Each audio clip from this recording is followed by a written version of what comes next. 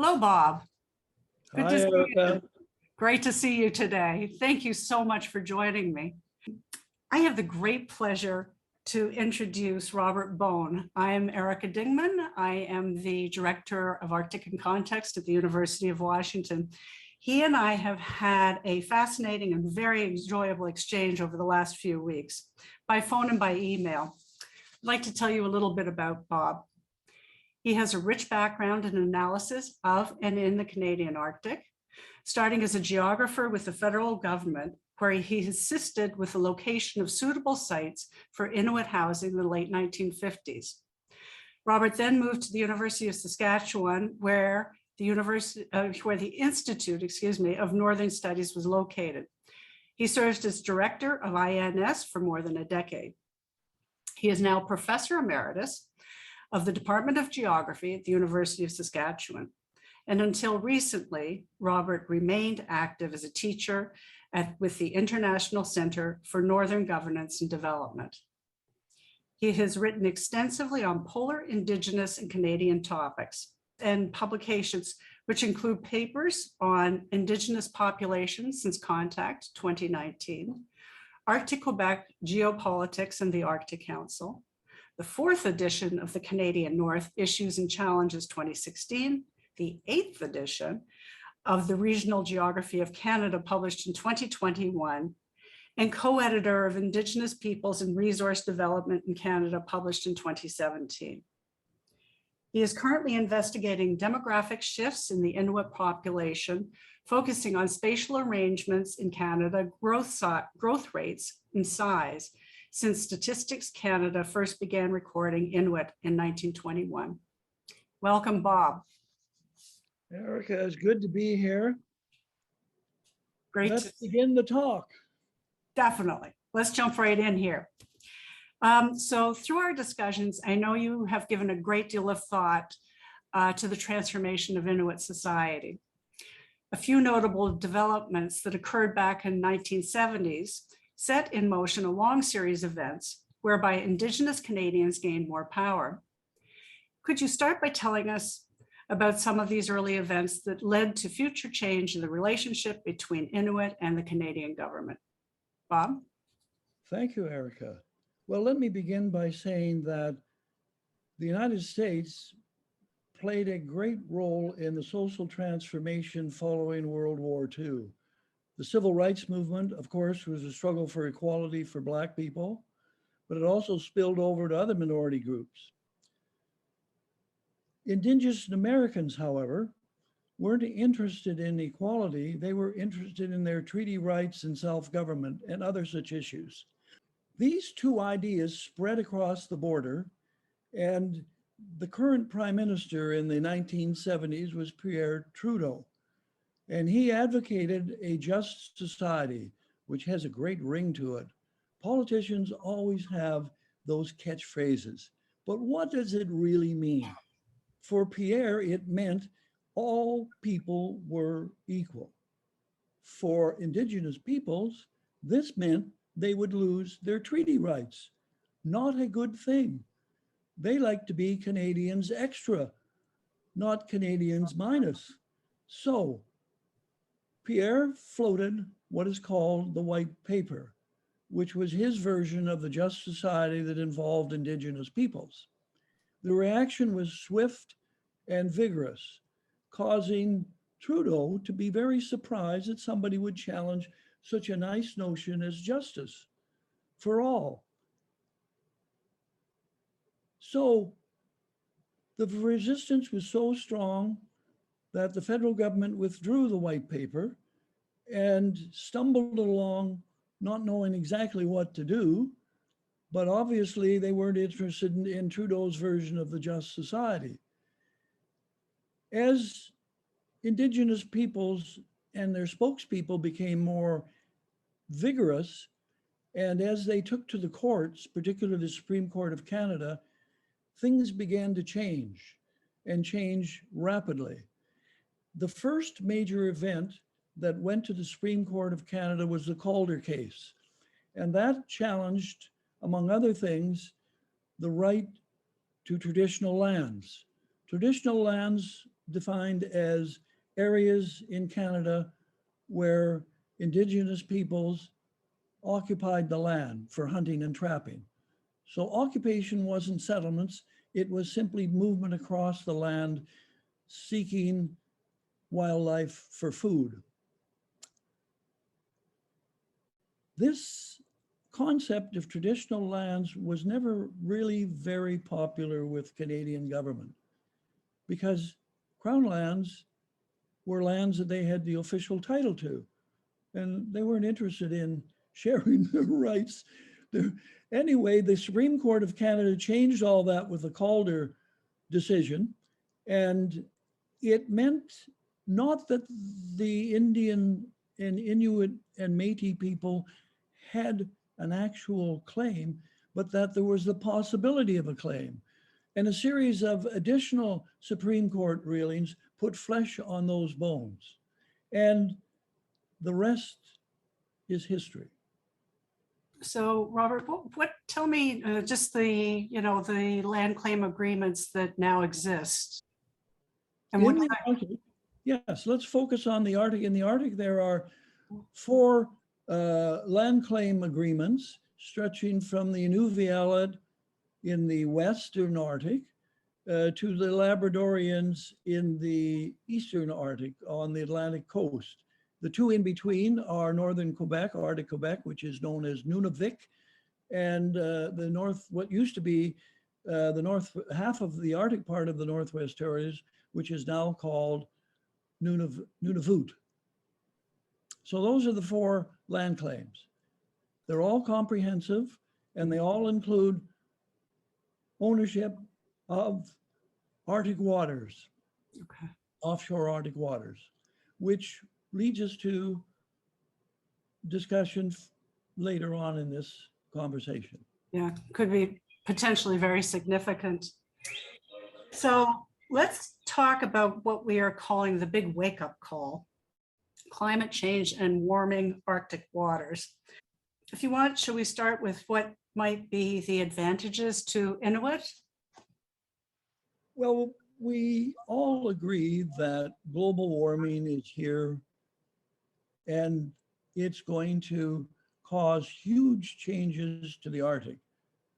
All the parts of the world are going to change, but the Arctic's going to lose its ice cover on the Arctic Ocean. When? Nobody's absolutely sure, but most likely by the end of this century, there'll be no ice in Hudson Bay, the Arctic Ocean, and it will have become an international waterway.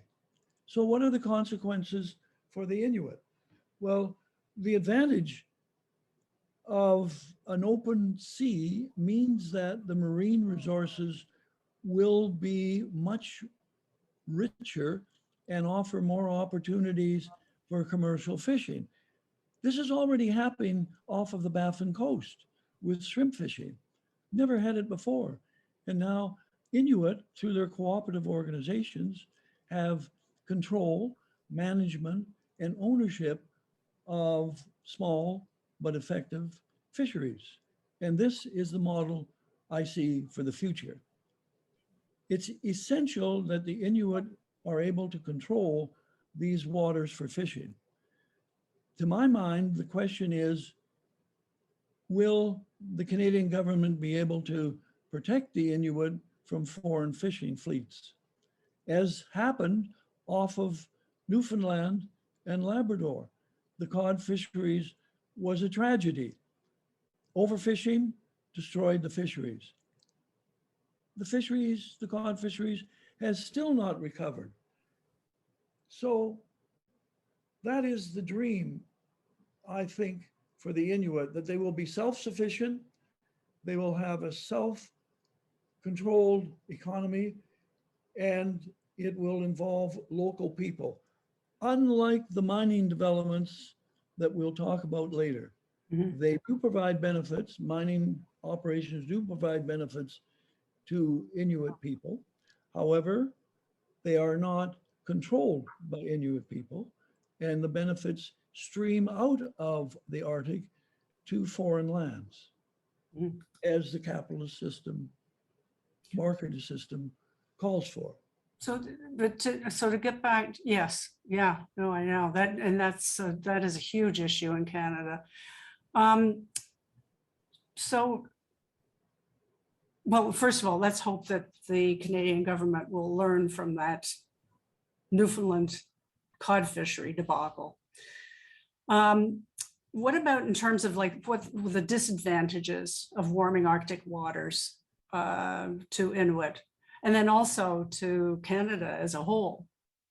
Yes. Well, first of all, to Canada, it's a challenge of sovereignty because the Northwest Passage has long been thought of in Canada as a Canadian passageway, not an international one.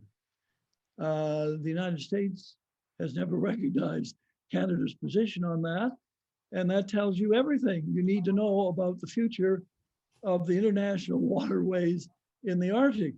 China will be delighted to be able to ship through the Arctic, shorter, cheaper to get to the US East Coast in Europe. Powerful economic reasons. Now, what is the threat to the Inuit? Well, the more traffic, the more marine life is bothered. And there's always the possibility of oil spills. We just have to think about the Valdez oil spin off of Alaska. Wow, that was a disaster. So those are the disadvantages for the Inuit.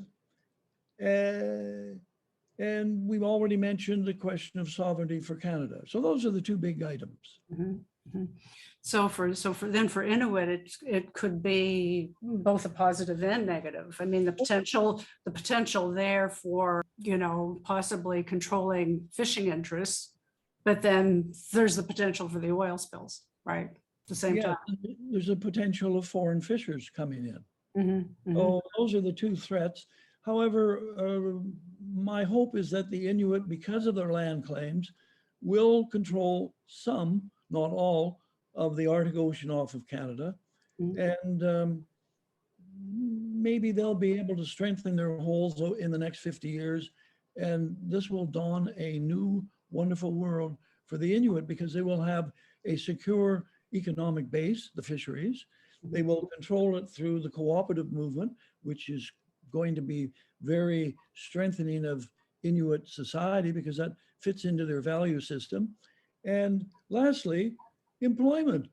This is going to generate tremendous amount of employment, not only in the catching of the fish, the management of the fisheries, but also the processing of the fisheries. Countries around the world are going to be clamoring for more fish products. So it looks like a bright future for the Inuit. And the fish might even move further north too, which could make it even more. They're already moving north. It's quite possible that the cod fisheries will reestablish itself in Baffin Island waters. Mm-hmm. Who knows? Yes, quite right, Eric. Predict the future. I wanted to just touch on a little bit more the loss of Arctic sovereignty.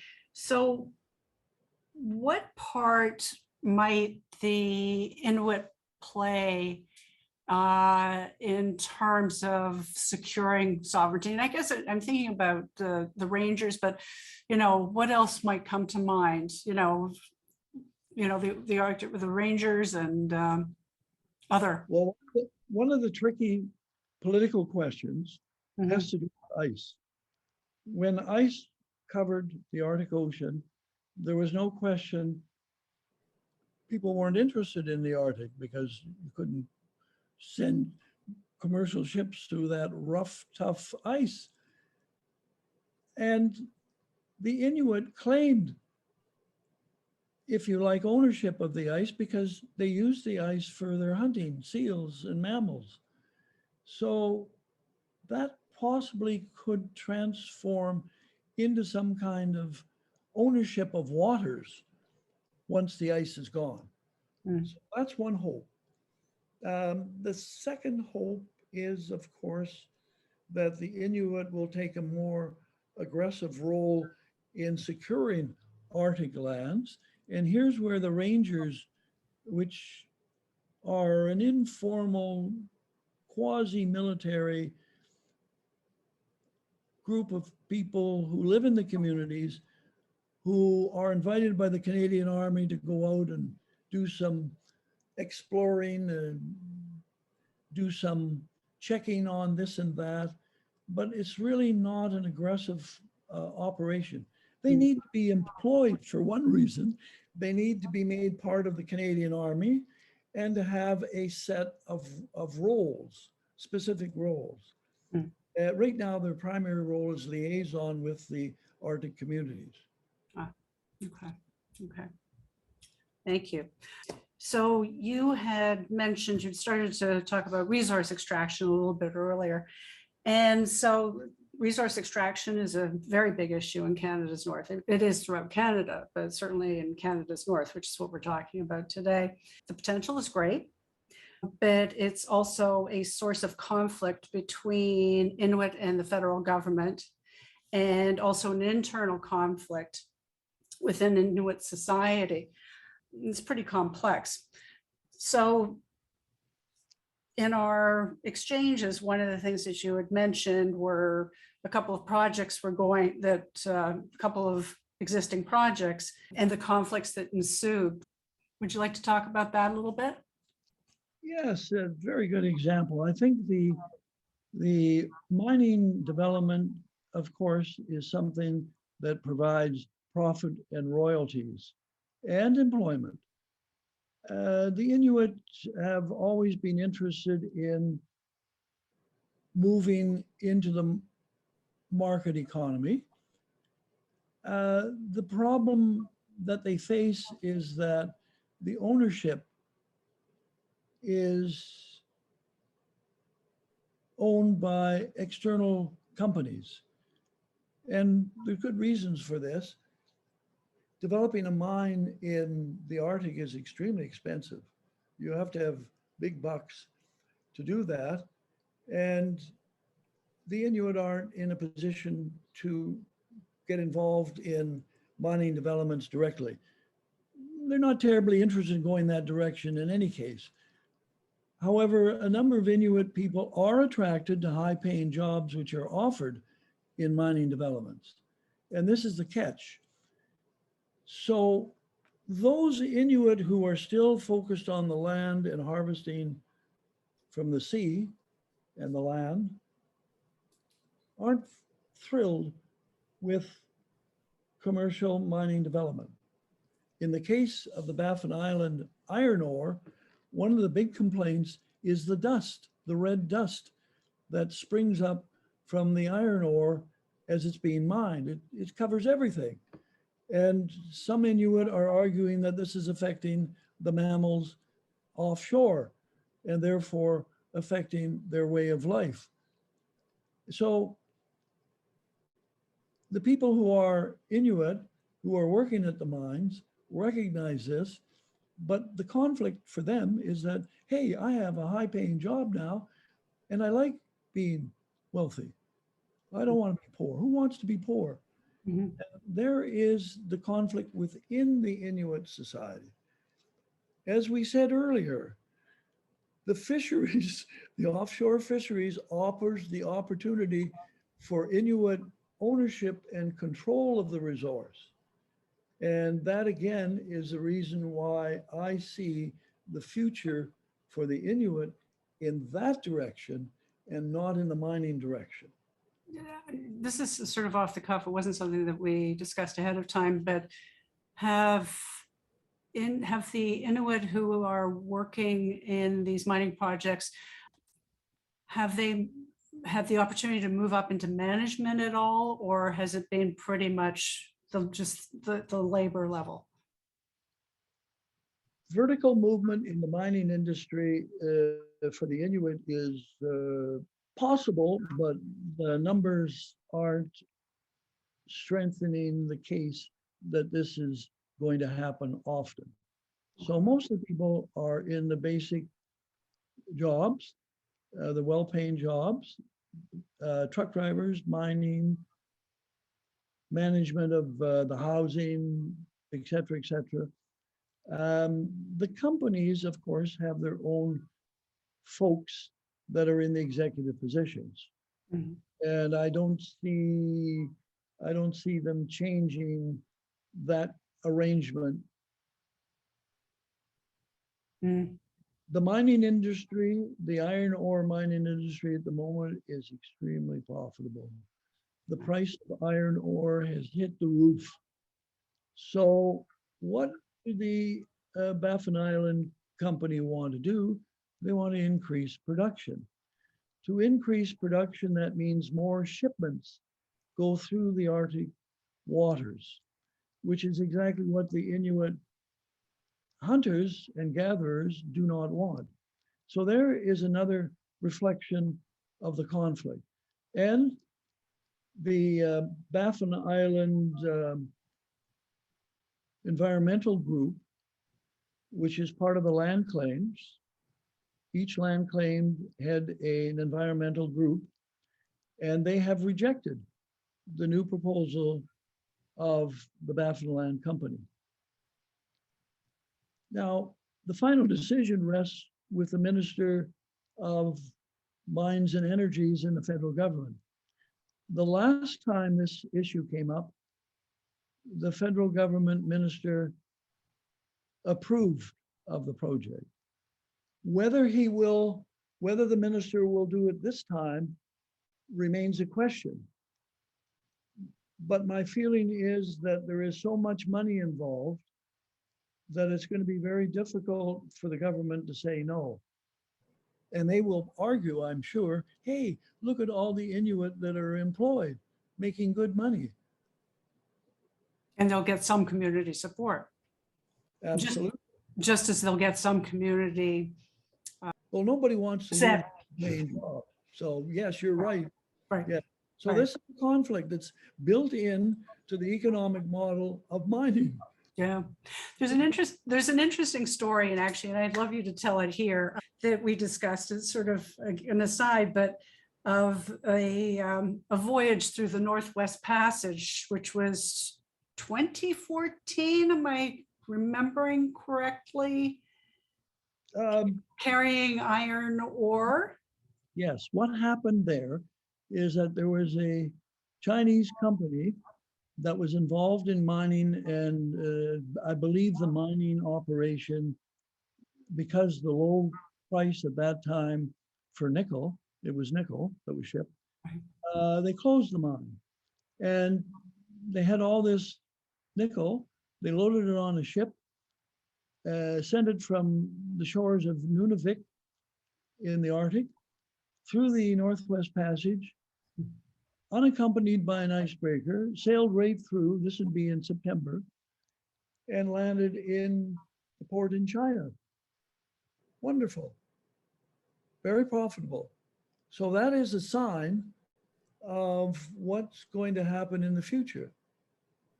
It reflects back on what you were saying earlier with regard to the U.S., the difference of opinion as to whether or not, in the U.S.'s case, they claim that it's an international, Northwest Passage is an international waterway, and Canada internal. So it's sort of an extension of that Yes, it is. argument. Yeah. Yes, Yeah. and right, Yeah. you Yeah. So, I mean, to a certain extent, we're talking about unpredictability and stuff like that. I would say that probably back in the 1970s, no one would have expected that the ice would be melting to the degree that it has in the Arctic. Anyhow, so that brings me to a question as to whether or not it's possible to predict the unpredictable. When and if the Arctic Ocean becomes ice-free, what are a few of the implications of that? Oh, the implications are huge. It's global politics at its height, because the connection between Europe and Asia has long been sought through the Arctic Ocean. Of course, the ice prevented that from becoming a reality. Once it becomes open, they'll become one of the main shipping routes between China, Japan, South Korea, and the East Coast of the United States and Europe because it's shorter, less expensive. Um, it will become the Suez of the Arctic. So there's quite a few implications in terms, again, of Arctic sovereignty and, Well, yes. Well, Arctic, Canada's best shot at some form of sovereignty would be over the environment. I don't think they can stop the shipping. However, they can insist that when these ships enter Canadian water, they do certain things that minimize any possibility of environmental disasters such as oil spills. But having said that, oil spills are inevitable. So the next question is, will the Canadian government be able to put in place in the Arctic enough infrastructure, shipping and equipment and workers to be able to handle an oil spill quickly? It has to be done quickly. So that's probably, I hope, will happen. And if it does happen, then that strengthens Canada's position to have some political control through the environment over the seaway. Have you seen actually any progress toward financing infrastructure such as you're speaking about in the Arctic? It's been an ongoing conversation, as I understand it. It is a Canadian joke. Every political party says we're going to do more in the Arctic. We're going to build ports. We're going to build icebreakers. We're going to have military ships. We're going to have a whole wonderful box of toys up there. Never happens. However, the Russian-Ukrainian war has changed all that. And Canada is under great pressure to belly up to the bar over the 2% of gross national products that goes to NATO. Politicians are tricky. The Canadian Arctic is part of NATO. So they could spend a whole bunch of money up there and get up to the 2%, and everybody would be happy. Now, that also means that Canada is going to take a more vigorous role in NORAD. NORAD is the American-Canadian joint protection in the Arctic by keeping tabs on what the Russians are doing. And as I speak from Saskatoon and I look up in the sky around noon, there is the airplane, the jet, coming from somewhere in Denver, Colorado, flying up to the edge of the Arctic property next to Russia. And the Russians are coming up at the same time, and they meet and they say, very good. And they go back, up, back, daily. Did you say daily? Oh, absolutely. Is this a recent thing that started? It's been going on forever. Oh, it has? Oh, yes.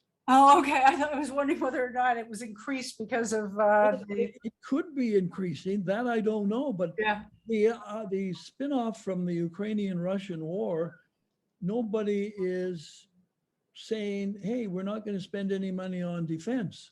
Yeah. And of course, this could have great implications for the Arctic and for the Inuit.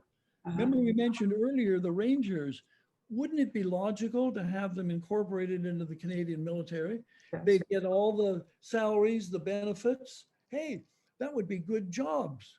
Much better than working in an iron mine or a nickel mine or someplace where you're underground. Hey. And local knowledge might be of benefit to the Canadian government and Canada as a whole. Huge. Local knowledge, Indigenous knowledge, huge. Yes.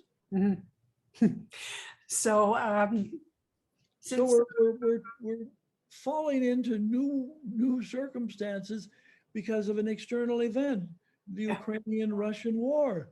Yeah. It just changed the geopolitics in the world and in the Arctic. Yeah. Who would have thought, let me see, 50, 60 days ago, 3 months ago, that we would have been having an entirely different conversation then than we are now Well, because of events. yes, I can tell you that the Canadian government was fudging and hedging and dragging its feet over that 2% figure. I think we're about 1.46. We're around the lowest of all the NATO members. And of course, our argument is that, oh, we have quality soldiers, they're well trained and blah, blah, blah, blah. And that goes part of the way to making a difference. However, the United States, starting with your former president, Mr. Trump, certainly took a swing at the European countries and Canada for being so low. And Mr. President Biden is doing the same thing. He wants I'd be very surprised as President Biden, strong position on the Ukraine, on Taiwan, and therefore he will be just as strong on the Arctic. Yeah, yeah. You know, I think that this is just thinking about the budget, right? So it may be a part of tomorrow's headlines, which brings me to, and this all feeds into it beautifully. So over the last week or so, there's been a very interesting shift in geopolitics, and we could actually say that it started earlier than this, but there was a seminal moment with Finland and Sweden now formally requesting membership in NATO. This is huge, and I'd love to know what your thoughts are on this. This is another one of those transformative moments in history. Yeah. Finland, but particularly Sweden, have been pacifist for a long time. Finland, because they didn't have much choice. Remember in World War II, 1940, the Russians invaded them. So there, oops, there's Mr. Cat. Beautiful. I'm being invaded. Hi, it's not only the Russians invading, it's all from the cat. Anyway, where was I? Yes, well. Finland during World War II, the results. About its relationships with Russia. So they did not want to join NATO because it would annoy Russia, and they didn't want to annoy Russia. And things were sort of going okay in their neutral position. Sweden, on the other hand, has been avoiding any military complications ever since, was it Catherine the Great time, when they got hammered by the Russian army. So they said, hey, we don't need any of this. No more adventurism and militarism. We're going to be neutral, just like Switzerland. But then the Russians invaded the Ukraine, and that changed the equation. And they said, Finland said, hey, we need NATO protection, because if Russia decides to turn on us, we're done. And Sweden came to the same conclusion. And as a result, we now have the Scandinavian shield just about formed. Norway, Sweden, Finland, united. That makes a huge difference. And of course, they contribute quality military assets to NATO. So NATO is just unbelievably happy. They were just, looked like they were going to take a dive under Mr. President Trump. He was threatening to leave them, if you remember. I did. How long ago was that? Not so long ago. So NATO has had a tremendous change in its geopolitical power. Amazing, all because of Russian invasion of the Ukraine. Simple as that. Right. It's yet to be seen what will happen in terms of Turkey, but Turkey is wanting Sweden to be a little tougher on so-called dissidents, Turkish dissidents that are based in Sweden. It's typical efforts to gain something in diplomacy. However, remember, President Biden has said, you're both welcome, we're bringing you in. Done. Yep. Very exciting time. What do you think this might mean in terms of the Arctic Council as being a cooperative organization? The Arctic Council has always been based for the 8 countries that are members, including Russia, Finland, Sweden, Canada, U.S., Denmark, Iceland. I believe that's the 8.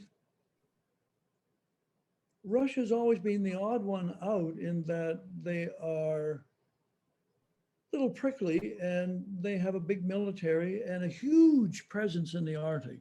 Of all those countries, Russia has been the most active in investing in their Arctic. And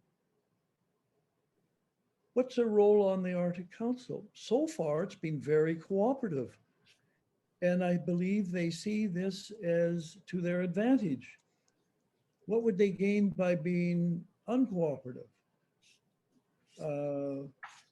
They're certainly not going to start a war in the Arctic, at least up until the Ukrainian adventure.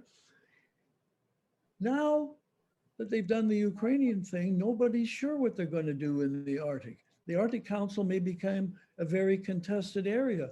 Hard to say. It all depends on what happens to Mr. Putin. Mhm. Will Mr. Putin be here tomorrow, the end of this year? He's made a terrific blunder. The toll on the Russian treasury and human resources is staggering. So whether the Russians will swallow that, I don't know. Tomorrow's headlines. Tomorrow's headlines, and Yes. that will affect the Arctic Council. Yeah. Actually, I think that there's a very good chance there'll be what I call a political rebound. Russia will be so anxious once Mr. Putin is gone to try and mend the fences with the West. Mhm. I would see them as having lost a lot of political ground. They suffered from this war economically. So they'll be very anxious to get rid of all the sanctions. They'll be very anxious to be cooperative in the Arctic, I'm sure. And so we could have the great rebound. Yeah. And I'll close on that note. Okay. So before we completely end our little chat here today, are there any final words you want to say, or we're good? We're good. Okay. Bob, first of all, your cat running across the screen was the perfect quintessential Zoom moment. So I think that will be appreciated by everyone who watches this. That's Alfred the Great, by the way. Alfred the Great, fabulous name. So I want to thank you so much for joining me today. And I truly look forward to continuing our dialogue. There's so many events are changing. Like I always think of events in the Arctic as changing very slowly. But events are changing much more quickly now.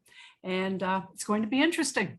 That's right. And I'll just throw in the last shot, the CEO of the Inuit regional group, which is the land claims economic side. And Mr. Smith asked for the Inuvik airstrip to be increased in size in order to provide more defense in the Arctic.